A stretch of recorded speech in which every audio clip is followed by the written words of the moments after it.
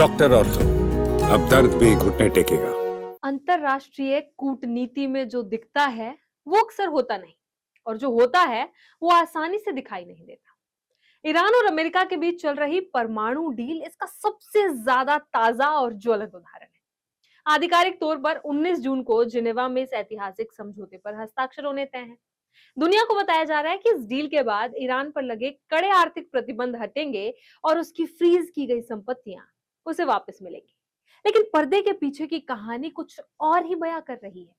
दो अलग अलग मीडिया रिपोर्ट्स ने एक ऐसा सनसनीखेज दावा किया जिसने ग्लोबल जियोपॉलिटिक्स में हलचल मचा दी। दावा यह है कि डील पर दस्तखत होने से पहले ही ईरान को 9 अरब डॉलर यानी कि करीब 75,000 करोड़ रुपए की भारी भरकम राशि मिल चुकी है।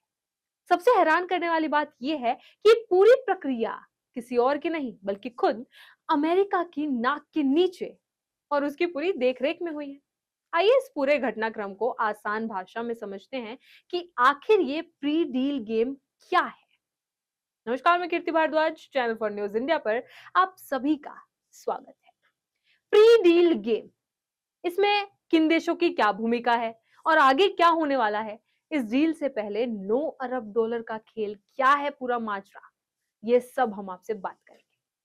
आमतौर पर किसी भी अंतरराष्ट्रीय संधि का नियम होता है कि पहले शर्तों पर हस्ताक्षर होते हैं, उसके बाद उनका पालन शुरू होता है।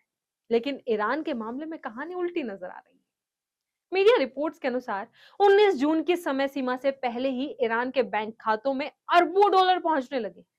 अमेरिका की रजामंदी और कतर यूएई का रोल, ये कोई छुपा हुआ वित्तीय अपराध नहीं है, बल्कि अमेरिका की पूरी जानकारी में हुआ कूटनीतिक लेन देन है। जिन देशों ने ईरान को यह रकम ट्रांसफर की है उसमें खाड़ी देशों के दो सबसे प्रभावशाली देश शामिल हैं। कतर कतर इस समय अमेरिका और ईरान के बीच मुख्य मध्यस्थ यानी कि मीडिएटर भूमिका निभा रहा है, और यूएई ने भी इस वित्तीय लेन देन में बड़ी भूमिका निभाई है। रॉयटर्स और इजरायली मीडिया के चौंकाने वाले दावे, इस सीक्रेट फंडिंग या एडवांस पेमेंट का खुलासा दो प्रतिष्ठित मीडिया घरानों की रिपोर्ट से हुआ है। रॉयटर्स की रिपोर्ट, समाचार एजेंसी रॉयटर्स के मुताबिक संयुक्त अरब अमीरात ने आधिकारिक डील से पहले ही ईरान को 3 अरब डॉलर ट्रांसफर कर दिए। दिलचस्प बात यह है कि इस रकम के मिलने के बाद ईरान या उसके समर्थित गुटों ने यूएई पर कोई हमला नहीं किया, जिसे एक शांति गारंटी के रूप में देखा जा रहा है। हालांकि कूटनीतिक मजबूरियों के चलते यूएई ने सार्वजनिक तौर पर इस तरह के किसी भी लेन देन से इनकार किया है। रिपोर्ट में यह भी कहा गया कि यूएई भविष्य में ईरान को कुल 10 अरब डॉलर देने के लिए प्रतिबद्ध है। इजरायली मीडिया का दावा है, इजराइल के मीडिया घराने इजराइल योम के अनुसार कतर ने अपने पास जब्त पड़ी ईरान की संपत्तियों में से आधी रकम को अनफ्रीज कर दिया है। कतर के पास ईरान के कुल 12 अरब डॉलर जमा थे, जिसमें से 6 अरब डॉलर ईरान को गुपचुप तरीके से सौंप दिए गए हैं। इस बात की पूरी जानकारी व्हाइट हाउस को दी गई थी। अगर इन दोनों राशियों यानी कि यूएई के 3 अरब डॉलर और कतर के 6 अरब डॉलर को जोड़ दिया जाए तो डील पर साइन होने से पहले ही ईरान को 9 अरब डॉलर मिल चुके हैं। ईरान का जब्त पैसा, 120 अरब डॉलर का वैश्विक जाल ईरान पर अमेरिका ने परमाणु कार्यक्रम और मानवाधिकारों के उल्लंघन का हवाला देकर कई तरह के कड़े प्रतिबंध लगा रखे हैं। इन प्रतिबंधों के तहत दुनिया के विभिन्न देशों और बैंकों में मौजूद ईरान की संपत्तियों को सीज कर दिया गया था। अब जानते हैं कि किन देशों में फंसा है ईरान का पैसा। ईरान का दावा है कि दुनिया भर में उसकी लगभग 120 अरब डॉलर की विशाल राशि जब्त है। ये पैसा मुख्य रूप से तेल की बिक्री और अंतरराष्ट्रीय व्यापार से कमाया गया था, जिसे अमेरिकी प्रतिबंधों के कारण विदेशी बैंकों ने ब्लॉक कर दिया था। ईरान का पैसा जब्त रखने वाले प्रमुख देशों में शामिल हैं अमेरिका और ब्रिटेन पश्चिमी मोर्चे पर, कतर, यूएई और तुर्की मिडल ईस्ट में, दक्षिण कोरिया और चीन एशियाई देश जो ईरान से भारी मात्रा में तेल खरीदते थे। भारत भी ईरान से कच्चे तेल का बड़ा खरीदार रहा है, और प्रतिबंधों के चलते यूको बैंक और अन्य खातों में ईरान का पैसा फंसा हुआ है। डील के तुरंत बाद क्या होगा? डील के तुरंत बाद क्या होगा वो देखिए। परमाणु समझौतों की शर्तों के अनुसार 19 जून को जैसे ही जिनेवा में हस्ताक्षर होंगे, वैसे ही ईरान की 24 अरब डॉलर की राशि को तुरंत अनफ्रीज कर दिया जाएगा। यानी डील होते ही ईरान को अपनी अर्थव्यवस्था को संभालने के लिए एक बहुत बड़ा वित्तीय बूस्टर मिलने जा रहा है। खाड़ी देशों की जल्दबाजी और अमेरिका की रणनीति इस पूरे मामले में एक बड़ा सवाल ये उठाता है कि जब 19 जून को डील होनी ही है तो खाड़ी देश आखिर इतने जल्दबाजी में ईरान को पैसा क्यों दे रहे हैं और अमेरिका खुद सीधे पैसे क्यों नहीं दे रहा। ईरान वार्ता दल के प्रमुख मोहम्मद बागेर गालिबफ के सलाहकार मोहम्मदी के बयान से इस रणनीति का खुलासा होता है। मोहम्मदी के मुताबिक फिलहाल खाड़ी के देश यानी कि कतर और यूएई ही ईरान को पैसे देंगे। अमेरिका खुद समझौते पर पूरी तरह अमल होने के बाद ही अपनी तरफ से कोई सीधी वित्तीय राहत या राशि ईरान को जारी करेगा। इसके पीछे की क्रोनोलॉजी को समझें। विश्वास बहाली। ईरान और अमेरिका के बीच दशकों का अविश्वास है। ईरान बिना कुछ मिले परमाणु सेंट्रीफ्यूज को रोकने के लिए तैयार नहीं था। इसलिए अमेरिका ने अपने सहयोगी खाड़ी देश यानी कि कतर और यूएई का इस्तेमाल करके ईरान को एक टोकन मनी या एडवांस के रूप में 9 अरब डॉलर दिलवाए ताकि ईरान को यकीन हो सके कि अमेरिका इस बार गंभीर है। क्षेत्रीय सुरक्षा यानी कि रीजनल सिक्योरिटी। यूएई और कतर जैसे देश ईरान के पड़ोस में है।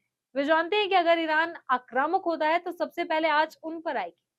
यूएई द्वारा दिए गए 3 अरब डॉलर और उसके बाद ईरान की तरफ से हमलों का ना होना यह साबित करता है कि यह पैसा मिडल ईस्ट में शांति खरीदने की एक कूटनीतिक कीमत है। जेडी वेंस का बयान और 300 डॉलर अरब का मेगा प्राइस, इस पूरी कूटनीतिक बिसात पर सबसे बड़ा धमाका अमेरिका के उपराष्ट्रपति जेडी वेंस के बयान से हुआ है। वेंस ने इस डील के भविष्य और ईरान को मिलने वाले अंतिम फायदे को लेकर अमेरिका का रुख साफ कर दिया है। अब अंतिम वित्तीय पैकेज 300 डॉलर अरब डॉलर है। अमेरिका की कड़ी शर्त है ईरान को अपने यूरेनियम संवर्धन के काम को पूरी तरह और स्थायी रूप से खत्म करना होगा। पैसे का इस्तेमाल, इस विशाल राशि का उपयोग ईरान केवल अपने विकास और इंफ्रास्ट्रक्चर डेवलपमेंट के लिए कर सकेगा। जेडी वेंस के बयान के मायने क्या है? अमेरिकी उपराष्ट्रपति का ये बयान कैरेट एंड स्टिक्स की नीति का सटीक उदाहरण है। अमेरिका ईरान को बता रहा है कि 9 अरब डॉलर तो सिर्फ शुरुआत है। 24 अरब डॉलर डील के तुरंत बाद का मुख्य कोर्स है, लेकिन असली जैकपॉट 300 अरब डॉलर का है, जो ईरान को तब मिलेगा जब वो परमाणु बम बनाने की अपनी क्षमता यानी कि यूरेनियम संवर्धन को हमेशा के लिए दफन कर देगा। अमेरिका इस पैसे को विकास और इंफ्रास्ट्रक्चर के नाम पर बांधकर यह भी सुनिश्चित करना चाहता है कि ईरान इस पैसे का इस्तेमाल हथियारों की होड़ या मध्य पूर्व में अपने प्रॉक्सी संगठनों जैसे हिजबुल्ला या हूती को फंड करने के लिए ना कर सके। वैश्विक राजनीति पर इसका क्या असर होगा? 9 जून को जिनेवा में होने वाले हस्ताक्षर महज एक औपचारिकता हो सकते हैं, क्योंकि असली डील और पैसों का लेन देन बैक चैनल कूटनीति के जरिए पहले ही शुरू हो चुका है। इस घटनाक्रम से 3 बड़ी बातें साफ होती हैं। अमेरिका का व्यवहारिक रुख। अमेरिका जानता है कि केवल प्रतिबंधों के दम पर ईरान को झुकाया नहीं जा सकता, इसलिए वो आर्थिक लालच और कतर जैसे बिचौलियों के जरिए ईरान को टेबल पर लाया है। दूसरा, ईरान की आर्थिक मजबूरी। 120 अरब डॉलर की अपनी ही संपत्ति के ब्लॉक होने से ईरान की अर्थव्यवस्था लंबे समय से वेंटिलेटर पर है। 9 अरब डॉलर की शुरुआती राहत और 24 अरब डॉलर की उम्मीद ने ईरान को झुकने और बातचीत करने पर मजबूर किया है। तीसरा, बदलता मिडल ईस्ट। खाड़ी देश अब अमेरिका के भरोसे बैठने की बजाय खुद सीधे ईरान के साथ वित्तीय और राजनीतिक सौदेबाजी कर रहे हैं ताकि अपने हितों की रक्षा कर सके। अब पूरी दुनिया की नजरें 19 जून पर टिकी है। देखना यह होगा कि क्या यह डील वाकई मध्य पूर्व में शांति लाएगी या फिर ईरान डॉलर हासिल करने के बाद अपने पुराने ढर्रे पर लौट जाएगा। लेकिन एक बात साफ है, इस डील की पटकथा बहुत पहले ही अरबों डॉलर की स्याही से लिखी जा चुकी है। इसी तरह खबरों के लिए बने रहे चैनल फॉर न्यूज़ इंडिया के साथ। डॉक्टर ऑर्थो, अब दर्द भी घुटने टेकेगा।